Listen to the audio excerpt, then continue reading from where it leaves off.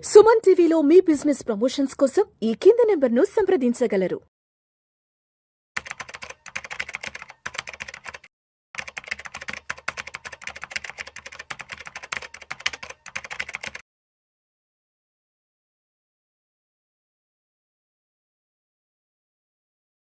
ప్రేక్షకులకి మీ రామచంద్రమూర్తి నమస్కారాలు. సో ఇంత బడ్జెట్ చాలా మంచి ఫేవరబుల్ బడ్జెట్ వచ్చిన, అలాగే రేట్ కట్ జరిగిన ఇండియన్ స్టాక్ మార్కెట్ అయితే కంటిన్యూగా ఫాలో అవుతుంది.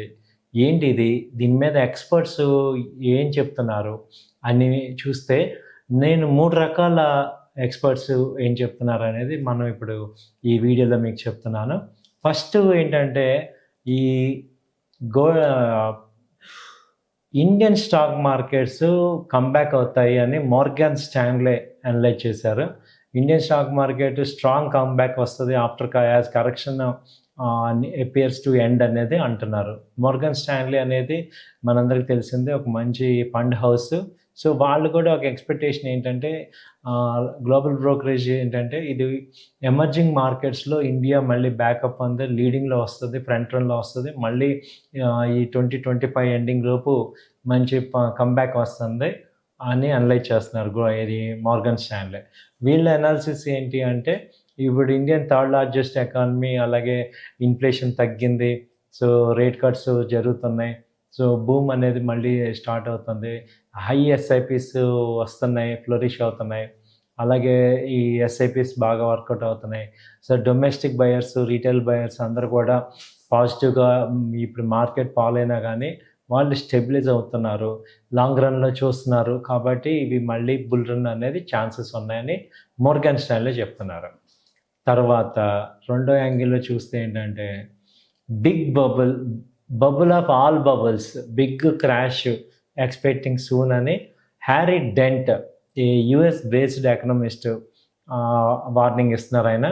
ఆయన అంటారంటే ఇంపెండింగ్ స్టాక్ మార్కెట్ క్రాష్ 2025లో చాలా వరస్ట్ ఉంటుంది. 2008 ఫైనాన్షియల్ క్రైసిస్ ఎలా ఉన్నాయో ఆ రోజులు తలపించి ఇందులో క్రాషెస్ ఉన్నాయి అనేది ఈయన హ్యారీ డెంట్ అని ఆయన చెప్తున్నారు. సో ఒకే పేజ్లో మోర్గాన్ స్టాన్లీ పాజిటివ్ ఉంది, హ్యారీ డెంట్ ఈయన ఎకనమిస్టు ఈయన ఏమంటారంటే బబుల్ ఆఫ్ ఆల్ బబుల్స్, అన్ని బబుల్స్ కన్నా పెద్ద బబుల్ 2025లో ఉంది అంటున్నారు. సో ఈయన వర్షన్ ఆఫ్ వ్యూ ఏంటంటే ఈ యొక్క రేట్ కట్స్, ఇప్పుడు ట్రంప్ ఎఫెక్ట్స్ కానీ యుఎస్ మేజర్గా గవర్నమెంట్ షిఫ్ట్ అవటం వల్ల, టారిఫ్స్ ఎక్కువ పెరగటం వల్ల ఇంపోర్ట్స్ వాటికి ఎఫెక్ట్ ఎక్కువ అవుతున్నాయి. ఎందుకంటే ట్రంప్ గారు కనుక వాళ్ళు అదే స్టాండ్లో కనుక ఉంటే నెక్స్ట్ ఇమ్మీడియట్గా ఎఫెక్ట్ అవుతుంది ఇండియాకి ఎఫెక్ట్ అవుతుంది. దాని తర్వాత ట్రేడ్ డెఫిసిట్ ఎక్కువవుతుంది, ట్రేడ్ గ్యాప్ అవుతుంది, ఇన్ఫ్లేషన్ పెరుగుతుంది, రూపీ వీక్ అవుతుంది.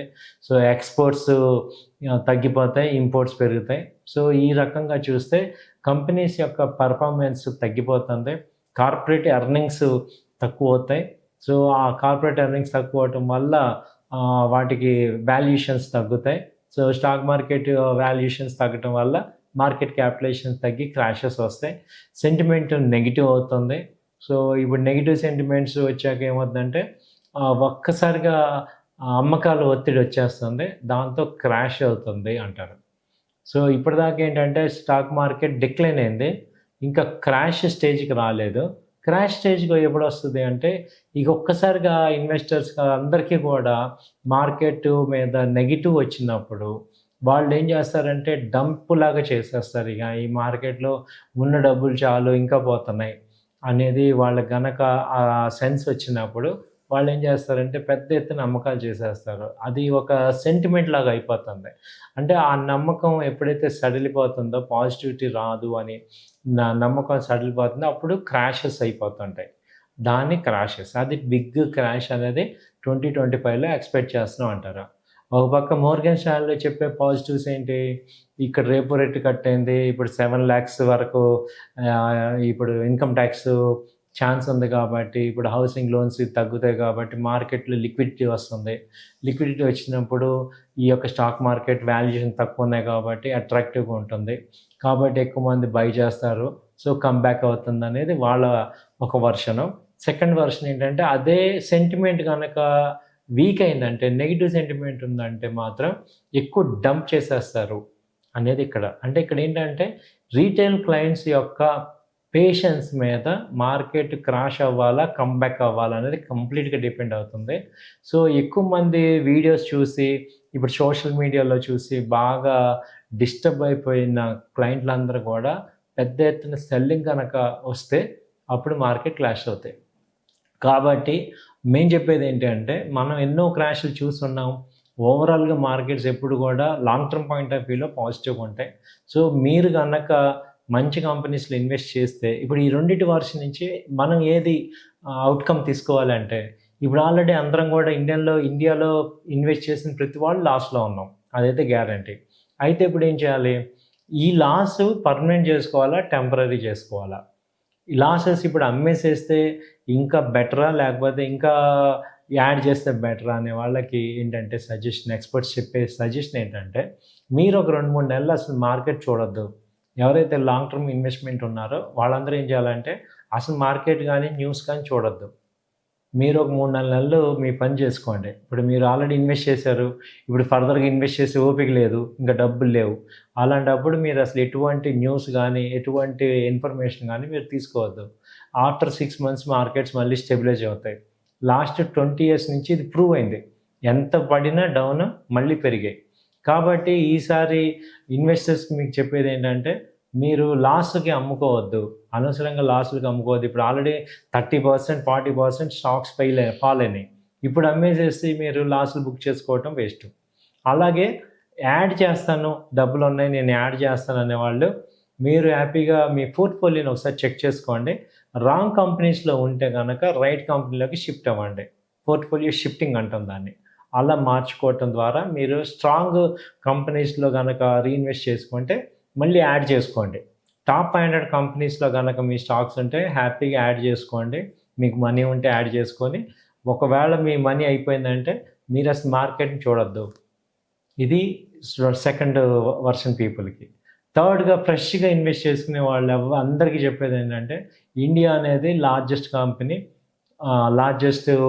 నెక్స్ట్ 5 ఇయర్స్‌లో స్టేబుల్ గవర్నమెంట్ ఉంది. మంచి రేట్ కట్స్ ఉన్నాయి. పాజిటివ్స్ చూడండి. నెగెటివ్స్ కన్నా పాజిటివ్స్ ఎక్కువ ఉన్నాయి కాబట్టి రేట్లు ఆల్రెడీ 30-40% మీకు తక్కువ రేట్‌కి వస్తుంది. కాబట్టి ఇది ఒక మంచి పాజిటివ్ అవకాశంగా తీసుకొని మంచి క్వాలిటీ కంపెనీస్‌లో హ్యాపీగా ఇన్వెస్ట్ చేసి ఫర్గెట్ అవ్వండి. సో, 3 కేటగిరీకి కూడా నా అడ్వైజ్ ఏంటంటే, ఆల్రెడీ ఇన్వెస్ట్ చేసినోళ్ళు మీరు అసలు మార్కెట్‌ని చూడొద్దు. ఆల్రెడీ ఇన్వెస్ట్ చేసి యాడ్ చేస్తాను అన్నవాళ్ళు హ్యాపీగా మంచి కంపెనీస్, టాప్ 500 కంపెనీస్‌లో యాడ్ చేయండి. కొత్తగా వచ్చేవాళ్ళు కూడా ఫ్రెష్‌గా మంచి కంపెనీస్, టాప్ 200 కంపెనీస్‌లో ఇన్వెస్ట్ చేసుకోండి. ఈ యొక్క నెగెటివ్ రూమర్స్ విని మార్కెట్‌ని నెగెటివ్‌గా చూసి మీరు స్టే అవే అయిపోయి లాసెస్ బుక్ చేసుకోవద్దు. ఒక 3 మంత్స్ ఓకే ఉంటది. ఒక 6 మంత్స్, 5 మంత్స్ ఉంటది. 2 వర్షన్‌లు మనం చూసాక అర్థమవుతుంది ఏంటంటే, ఈ ఇయర్ మొత్తం యావరేజ్ రిజల్ట్స్ ఉంటాయి. But any time bounce back అవుద్ది. కాబట్టి ఒక 3, 4 మంత్స్ మార్కెట్ చూడకపోతే మీకు వచ్చే నష్టం ఏం లేదు కాబట్టి ఈ రూమర్స్ నుంచి దూరంగా ఉండండి. థ్యాంక్ యూ అండి. నమస్తే.